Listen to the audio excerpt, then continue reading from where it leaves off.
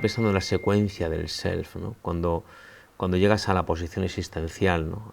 Y al triángulo dramático, ¿no? El triángulo dramático de Karpman es El otra triángulo herramienta dramático de poderosísima, que es la Karman, idea. en sí mismo, una identificación consciente de esa herramienta te puede cambiar la vida, pero radicalmente.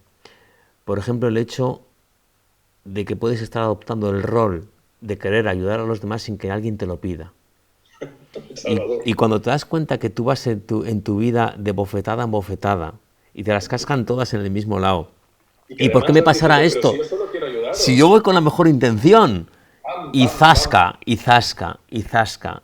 Y entiendes eso en un diagrama de 3 elementos, con 4 frases, o sea, que en sí mismas ya son reveladas, y te ves ahí retratado y dices, claro, ahora comprendo, porque ¿cómo puedo pretender yo salvar a nadie que no ha pedido ayuda?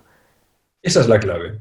Y eso en sí mismo dices, espera, a ver, eso te puede arreglar, te puede dar tanto, ahorrar tanto sufrimiento. Claro, y por ejemplo, en el rol del Salvador, la paradoja es que la persona va de buena ayudando a los demás, pero en el fondo lo hace desde una posición asimétrica y elevada. Yo sé y tú no sabes, yo te puedo ayudar y tú no. Y pone al otro en una posición de víctima que en el fondo lo acorrala hasta que el otro, al que es puesto como víctima por el que lo intenta salvar, se revela y se convierte en perseguidor del Salvador original que se vuelve víctima. Ahí los juegos, ¿no? La teoría de los juegos psicológicos, el triángulo dramático. Claro, en self-management lo que hemos hecho ha sido integrar muchas piezas de conocimiento tremendamente útiles de la psicoterapia contemporánea o del análisis de la comunicación contemporánea con elementos de reflexión propios que han hecho como yo creo que queda un cuerpo de conocimiento muy coherente y muy unificado por el cual una persona puede encontrar muchas herramientas tremendamente operativas. ¿Para qué? Para cambiar su guión de vida y para desarrollarse como persona, para realizarse integradamente e integralmente. En tu caso, Jorge, hablando del triángulo dramático, del salvador, víctima, perseguidor, o hablando de los estados del yo, ¿con qué te quedarías? ¿Con qué idea, con qué concepto, con qué herramienta que tú observes en tus alumnos a los cuales les impartes el seminario o en ti mismo, qué ha sido para ti llamativo? Aparte de lo que ya hemos venido hablando, ¿eh? Una de las más llamativas, yo puedo decirte, la que a título personal, a mí, he descubierto en mí, y de lo que percibo, entiendo que es más liberador en cada quien. Por ejemplo, para mí la identificación del perfil de personalidad dominante, porque todos tenemos de todo, pero el dominante en nosotros es muy revelador estructuralmente como perfil. Y cuando luego vienen en cascada todas las herramientas que te caen las fichas una tras otra en el self, por ejemplo, los drivers o impulsores, es decir, las reacciones propias del perfil en caso de estrés. ¿Cómo tiende a reaccionar? Yo que tengo un perfil dominante empático social, por ejemplo, que sirva de ejemplo, cuyo driver impulsor es el complacer, para que las Las cosas... personas empáticas y sociables, las personas que son todo corazón, en caso de mínima angustia, se olvidan de sí mismas y se ponen a complacer a los demás. Y ahí está su guión, porque no es que les pisen, se ponen de felpudo. se ponen de felpudo. Y hay un efecto revelador, porque va en cascada en el self, yo así lo he apreciado, es que para que las cosas funcionen yo tengo que complacer.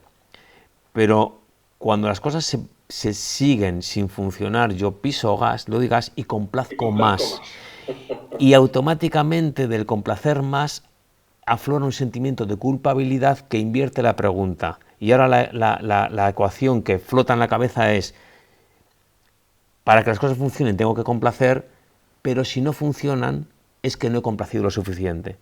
Ya viene el autocastigo y la autoculpabilidad, en el sentido de que ya no miras externamente qué hay afuera que con lo que no convives, sino que te autocastigas creyendo que eres tú el que no funciona en el mundo.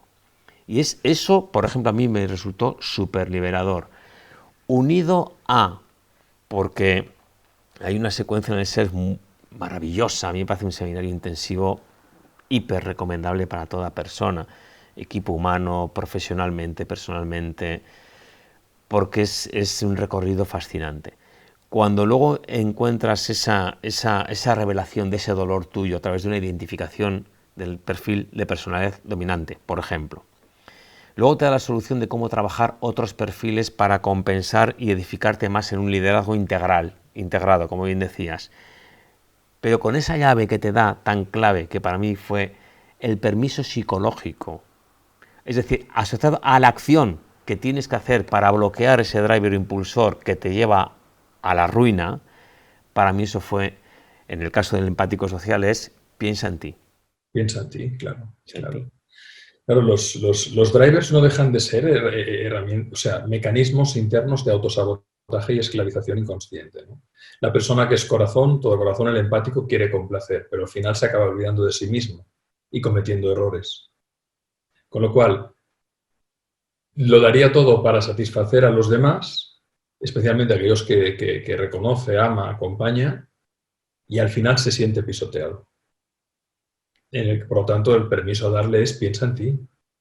¿Por qué pones todo tu foco en los demás y te olvidas de ti? Esa es la clave de la transformación del guión de vida de una persona cuyo perfil sea dominantemente empático. Lo mismo, por ejemplo, con el metódico. El metódico es el pensamiento lo que prevalece en él. Y su driver es ser perfecto.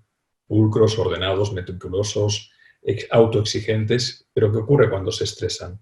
Ese perfecto les lleva a controlar, a no delegar, a ser cada vez más exigentes. Entonces son cada vez más perfectos. Entonces critican, machacan, humillan a los demás y los demás le dicen, vete a freír espárragos, trabajar contigo es imposible. O convivir contigo es vivir asfixiado.